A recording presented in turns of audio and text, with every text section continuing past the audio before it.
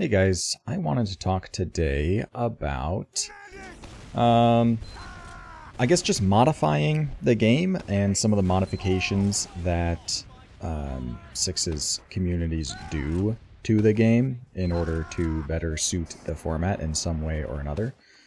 As well as have kind of a more philosophical discussion kind of on the idea of a pro mod.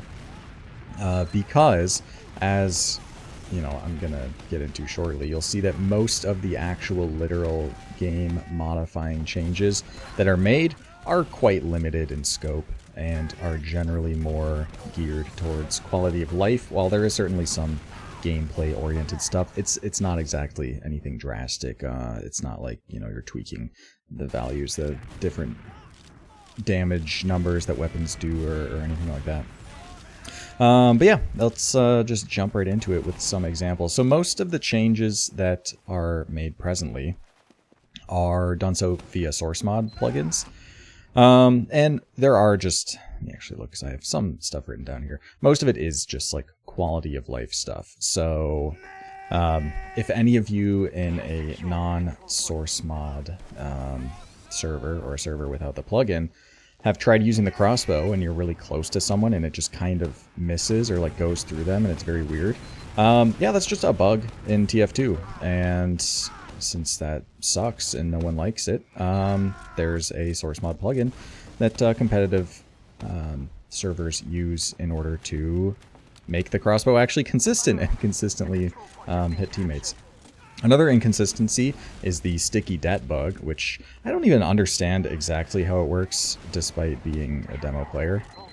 But it relates to when you're like trying to det while switching weapons, can make you miss dets, which again, very annoying, doesn't have a reason to exist. So of course it makes perfect sense, and I think is a pretty easy thing to get rid of. I talked in another video about randomness in TF2, and these are, I suppose, a couple examples of, just random inconsistencies that the community wants to get rid of. But I raised the example of fall damage in that video because fall damage is random in TF2. And I didn't actually realize that it was a source mod plugin to fix that. I thought it got changed to an actual in-game setting. And maybe it is, but as far as I'm aware, it is actually just a source mod plugin to eliminate that randomness. So another example, just quality of life stuff, pretty simple in scope. As far as shaping the format by way of like what weapons are being used and what classes are being used, it is mostly handled just by whitelist and class limits. But what are some other examples here? So some that actually, well, one more quality of life thing. You can pause the game when you're in a server, and this is enabled in competitive play. Teams will use pauses as a just like a timeout, basically, to chill out, talk strats, like after losing a round or something. If you're close to losing, you might want to pause and then just talk things over, figure things out. So pauses happen. However, an issue with pauses is that if a medic is healing someone during a pause, then even while nothing is happening during that pause, that medic is building Uber. So this Uber pause bug means that a team that has disad, when the game is paused, will suddenly, it'll be even Ubers, and both teams will have Uber when the pause is ended, which has led to some controversy in the past of teams not only using their Uber that they shouldn't have even had after the pause, but in some cases intentionally pausing so as to actually get Uber. And again, there's a plugin to reset the state of Uber charge to what it was when the pause started. And that is a plugin that seems to break like every other week, so there is still some honesty factor at play a lot of the time when, the pause ends and then suddenly, oh shoot guys, we have Uber, what do we do? Yeah. So another example of just quality of life stuff that is dealt with via source mod plugins, right? So this is modifying the game, but I don't think at any capacity there's there's no, you'd have to be the most vanilla purist to think that this is ethical and moral isn't the right word, but just like it's not objectionable, right? No one should really have issues with just minor quality of life tweaks that don't meaningfully change gameplay. They either just get rid of pointless randomness or just make things consistent that everyone expects to be consistent anyway, and everyone prefers to be consistent. Yeah, and especially, I mean, a game like TF2 has been, like, modding is no...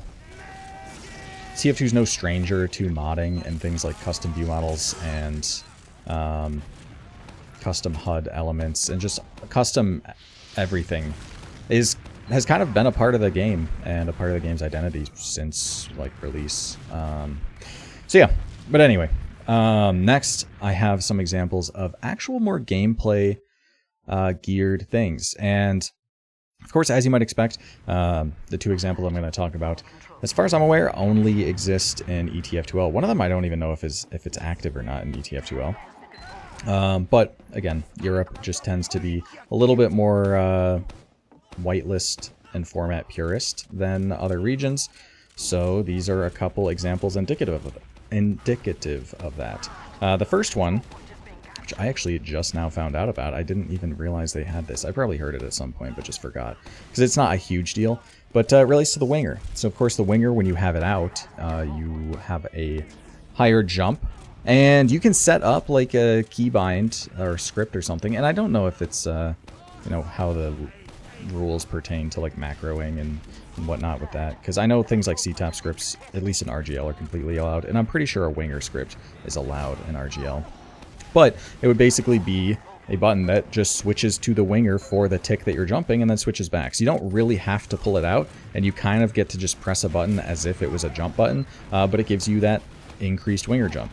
And the plugin that was, I think still is used in Europe, makes it so that you actually have to fully pull out the winger for that jump, which just minimizes, you know, that effect of being able to just kind of flash the winger for a moment, just pull it out barely to get that increased jump. You actually have to commit to it a little bit, which doesn't really change things that meaningfully, but just a small change that they decided to make. And another such example is with Medigun charge. So I've talked about switching weapons already in its own dedicated video, and Medigun swapping is a huge component of that. And yeah, Europe, generally not a fan of the Medigun swapping mechanic. I know that during the time period in which swapping, or when Ubercharge just never declined, or declined incredibly slowly on a dropped Medigun, swapping Mediguns was outright banned and not allowed. And there's a plugin that just eliminates any charge on an actively used Uber. So the phrasing here, I should have looked a little more carefully at the phrasing, because from what I understand, and let's actually look at this right now, I think it's only on an actively used Uber. Let me see. Yeah, empty active Uber charges when the Medigun is dropped. Okay, yeah, so this is actually not, this doesn't tackle the case of you kill a medic and pick up their Medigun when they have like some number of percent and then you get to preserve it. This is strictly to tackle already having an active Uber and Medigun swapping in order to preserve some of that leftover Uber. So more of a niche use case there. Medigun swapping was still going to be a useful tech, but just not in that one specific case of swapping in order to preserve that already used Uber left over.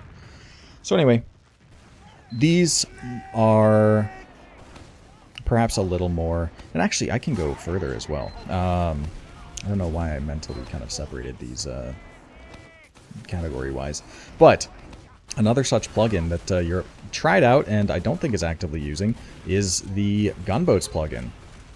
And what's interesting about that is, of course, the Gunboats applies a very nice explosive, self-explosive damage reduction that's incredibly useful.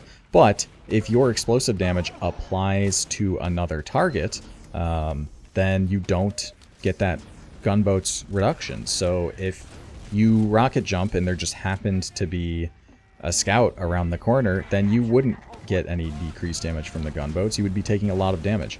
And they experimented with a source mod plugin that got rid of that, so that the gunboats always applied.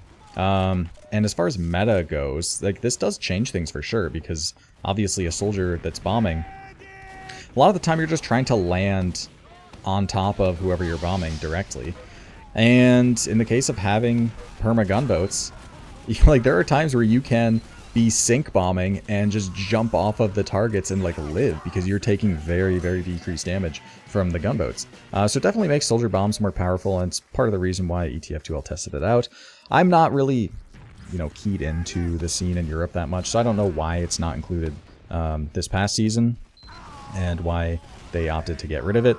Maybe it was just a testing kind of thing or whatnot. Obviously, it only changes the gameplay in minor ways, but yeah, another example of like kind of actual targeted gameplay changes, which, you know, you could have some philosophical aversion to, I suppose, if you really considered the game to, you just really wanted it to be as vanilla as possible, right? Because you can make the argument that maybe you don't want to be changing the actual literal mechanics of the game. But in that case, of course, it is very minor, and it's still, in some sense, kind of quality of life-esque. But it does, of course, change the dynamics, like, you know, as I mentioned with the bombs earlier. And also, like, as a scout, taking a 1v1 with a soldier, you can kind of just hug that soldier and know that they're going to be doing, like, 60 damage to themselves. And if you're over, like, 100 HP, then you know they can't kill you with one rocket. So if, you know, you are forcing them to take damage by themselves, then, yeah, you can just kill them faster. And that is an actual way that you could take that fight, which doesn't really become the case anymore with the gunboats, so it does meaningfully change some interactions.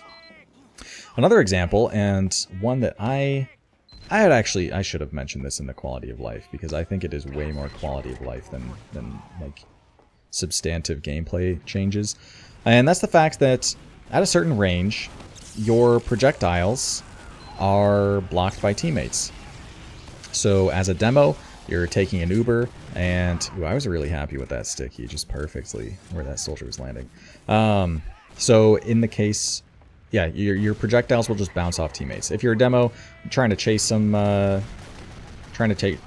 some team with your Uber that are completely caught, and your pocket scout just blocks your sticky, and now they're no longer caught. Or you're trying to set up a trap, and your soldier just knocks a sticky, and then it gets knocked off, and the entire trap is visible. Like, it's just so obnoxious, and especially as a soldier, just trying to spam something, and then suddenly, oh, your player's in your path, and boom, that rocket just gets erased. Very, very annoying. Doesn't really serve a meaningful purpose, and does exist in TF2L, does not exist in North America, and I really, I'm like a big advocate for it. I really think it should. And there was like a vote. I understand, I don't think it's popular in Highlander, which I can kind of understand. Like, you can maybe make the case that, like, players could hide behind their heavy and spammers.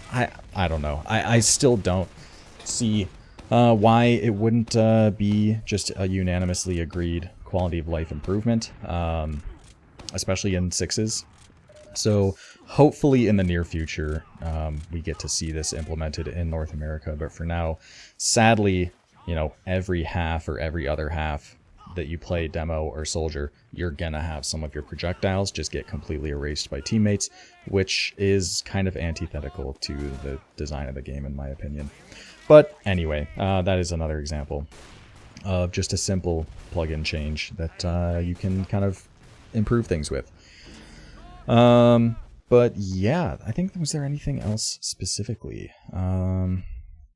There's like movement stuff. I don't know how much of that is actually implemented. I was trying to look at like a plugin list that RGL uses, because I know that like jump servers use quality of life and consistency improving plugins. You know, ramp bugs are a thing, and it helps eliminate those. So your ramp slides are actually consistent. I know that speed shots in vanilla TF2, there is some slight RNG element as far as I'm aware, and you can use a quality of life plugin to fix that and just make all the movement tech in the game way more consistent, which of course is a very positive change. And, you know, consistency is obviously a good thing. But now I want to talk about some of the more controversial changes you could make. Because most of what I've talked about, obviously, with something like, you know, Medibeam Charge or the Gunboats plugin, like, or the Winger script, stuff like that does actually meaningfully change gameplay rather than just target inconsistencies and make them consistent to better reflect the intended behavior. But, you know, there are definitely some advocates out there for just full-on pro-mod TF2. I'd say it's a pretty small minority, generally. I think that the people who are very against that and think that a pro-mod approach to completely separate how TF2 functions from kind of the rest of the game would like alienate new players and like be a really negative thing for the game. I think the people who think that and think very strongly about that are also a small minority. I think the vast majority of players just don't really care, to be honest, and, you know, don't see much of a difference either way. But there's definitely some discussion to be had about the fact that, you know, balance changes probably aren't coming to TF2, like, again. And if, you know, people are interested in certain broken elements of the game and certain like whitelisted weapons and whatnot being playable, then, you know, you could as a community rebalance that yourself, theoretically, right? And you can absolutely tweak any of the actual fundamental mechanics and aspects of the game in order to make it more fun or more diverse, more interesting, or anything like that. Again, it's generally an unpopular opinion because at the end of the day, like, I understand if you're a casual player and there's certain weapons that you really enjoy playing and you'd like to see them, you know, tweaked in whatever way possible so that they could be played. Like, sure, I understand that. But, you know, if you're a 6th scout, you're not generally so invested in, you know, changing the criticola so that you get to play with it. By and large, it's just kind of whatever. You know, most people just don't really care that much. But there's definitely like rumblings in the scene of like, why don't we just do a full-on pro mod? We don't have to deal with any of this if we just, you know, tweak it ourselves. And then you have the other people, which again, these are just two minorities duking it out, generally speaking. But you have the other side being like, no, that like completely ruins TF2. Like, how is it going to be accessible to new players and yada yada yada. But it's an interesting discussion nonetheless, because I think there are definitely degrees of modification. Like, I think, you know, tweaking weapons to better suit inclusion or to, you know, decrease the whitelist or something like that is generally pretty silly, because, you know, I think that the game is extremely fun as is, and, you know, there's really no... Sure, you could, you know, present some positive gameplay as a result, I suppose, if you were really careful with it, and really delicate. But, you know, it's not like the game isn't fun as is without those weapons, so it's not like a meaningful change that you need to make necessarily. Like, the big upside is more so you just get to say fewer things are banned, which I don't think is like a useful or important metric in and of itself. But in the case of gameplay stuff, I mean, there are definitely minor changes you could be making that makes things just nicer and more consistent, right? I think something like a Gunboats plugin could absolutely be possible or, you know, desirable for some people, and it's worth testing out or anything like that. Again, projectile plugin, please, for the love of God, there's no reason not to.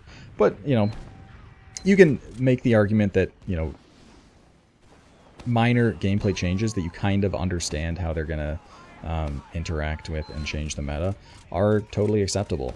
But, you know, there's also the other camp that kind of just wants to leave the game as is, and you don't want to get messy and super massive changes, and just kind of work with what you got. So there's definitely different camps there, and definitely varying degrees of modification that happen towards TF2. By and large, it is basically just a vanilla server, but with some actual in-game settings changed, such as like disabling random crits and fixed weapon spread and stuff like that, which are all accessible via in-game commands, no plugins needed. And some of it is source mod plugins, such as all the ones I've talked about.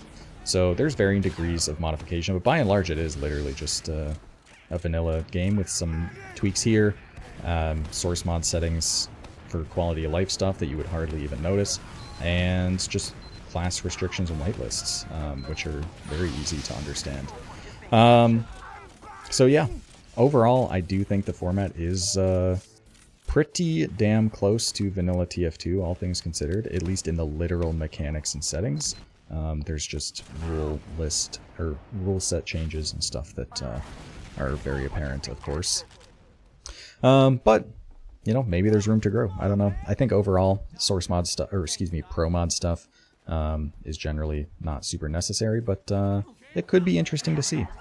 But anyway, that's probably all I have to talk about the subject. Hope you guys enjoyed, and I will see you next time.